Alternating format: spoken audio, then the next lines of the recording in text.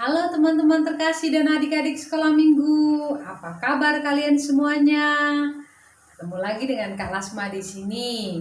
Sebelum Kak Lasma melanjutkan, Kak Lasma meminta tolong share, like, dan subscribe channel ini. Dan tekan tombol loncengnya supaya Kak Lasma lebih bersemangat dalam membuat video-video lain yang bermanfaat untuk kita semua. Dan bagi yang sudah subscribe, Kak Lasma mengucapkan terima kasih banyak. Tuhan Yesus memberkati kita semuanya. Selamat menikmati cerita sekolah minggu hari ini.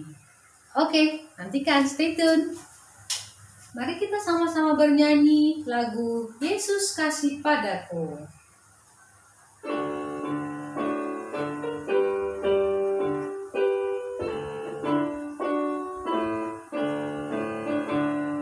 Yesus kasih padaku, Alkitab memberitahuku, walau ku kecil lemah, tapi Yesus kasihlah.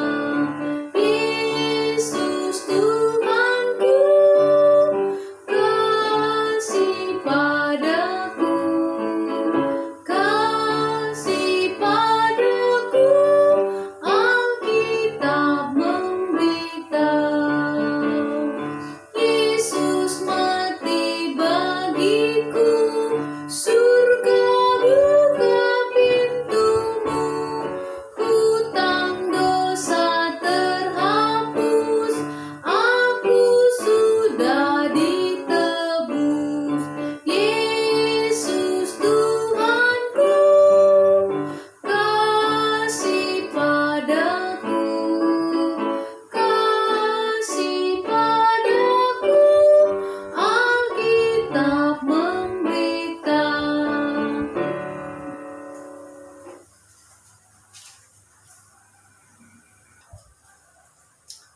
Cerita Alkitab kita hari ini judulnya Burung yang Bijaksana. Apakah kalian siap mendengarkannya? Baiklah. Namaku adalah Erik. Aku tinggal di Amerika Selatan.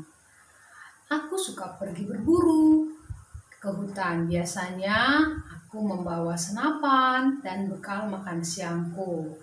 Setelah aku berjalan jauh, aku merasa lelah dan capek dan sudah sangat lapar. Aku meletakkan senapan laras panjangku di bawah dan duduk di atas sebuah pohon yang sudah tumbang di tanah. Ketika aku sedang memakan bekal makan siangku, aku mendengar sesuatu hal yang tidak biasa. Aku mendengarkan suara seekor burung berbunyi ciap ciap ciap ciap ciap. Aku jadi heran, ada apa ya dengan burung itu? Aku menjadi ingin tahu. Lalu aku berdiri dan aku ingin memeriksa ada apa dengan burung itu. Dan ketika aku melihat ke atas pohon itu, aku melihat bahwa ada seekor ular yang berusaha menaiki pohon itu. Wah, ternyata itu adalah ular yang sangat berbisa di tempat kami. Ular itu matanya berkaca-kaca, bersinar, dan dia mengetahui ada mangsa yang siap untuk dia terkam. Dan ketika ular itu sampai di atas, burung yang tadi itu berbunyi-bunyi, dia terus berputar-putar, Saya juga bingung apa yang akan dilakukan oleh burung itu. Lalu saya melihat burung itu pergi. Ya, dia pergi dan setelah itu dia kembali lagi. Dan di dalam paruhnya burung itu membawa sehelai tanaman. Tanaman yang kemudian sehelai tanaman itu dia buat menutupi sangkarnya yang ada anak-anaknya di dalamnya. Wah, burung itu bertindak sangat cepat. Dia tahu keadaan sedang genting dan bahaya dan dia perlu menyelamatkan anaknya. Lalu burung itu membuat sebuah tempat lagi yang lebih atas, dahan yang lebih atas, dan dia mau melihat apa yang terjadi. Pada saat burung itu melihat ada bahaya, dia langsung bertindak cepat untuk mengambil cara bagaimana melindungi sarang yang ada isi anak-anaknya. Kita juga manusia ada mengalami keadaan bahaya. Bahaya apa Kak Lasma? Bahaya karena semua orang hidup di dalam dosa. Dan tanpa Tuhan Yesus Kristus, semua orang akan mati binasa, masuk ke neraka. Tetapi Tuhan tidak mau seorang pun menjadi binasa. Tuhan Yesus mau semua diselamatkan. Caranya bagaimana? Semua orang datang kepada Tuhan Yesus, meminta ampun kepada dosa-dosanya, dan mereka percaya kepada Tuhan Yesus sebagai Tuhan dan Juru Selamatnya. Percayalah kepada Allah, maka engkau akan diselamatkan. Lalu burung itu menyadari bahwa keadaan tidak menyenangkan bagi dia, dan dia tidak punya kekuatan untuk menolong dirinya sendiri. Kekuatannya dari mana ya? Kekuatannya adalah dari Tuhan. Manusia juga tidak dapat menolong dirinya sendiri. Dia harus meminta kekuatan dari Tuhan, karena tanpa Tuhan kita tidak dapat berbuat apa-apa. Lalu kemudian saya melihat burung itu kembali, dan sudah ada tadi di paruhnya itu selembar daun ya, seperti daun tanam-tanaman, dan kemudian dia menutup anak-anaknya dengan daun-daunan itu ya, dengan sepotong ranting daun itu. Ular itu telah sampai di dekat sarang burung itu. Dia merasa senang karena mendapatkan mangsa.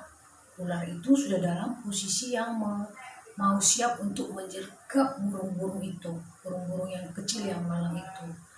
Dan tiba-tiba sambil memalingkan kepalanya, seolah-olah dia mendapat pukulan yang hebat, ular itu dengan cepat berpaling dan segera meluncur ke bawah. Ya, dia tiba-tiba lari ke bawah dan menghilang di antara rumputan di hutan itu.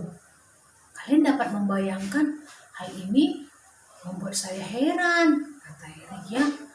Kira-kira kalian tahu gak kenapa ya ular itu sudah dalam posisi yang bagus, siap memakan mangsanya, tapi tiba-tiba dia kabur. Ini membuat Erik tidak mengerti. Apakah adik-adik mengerti kenapa seperti itu?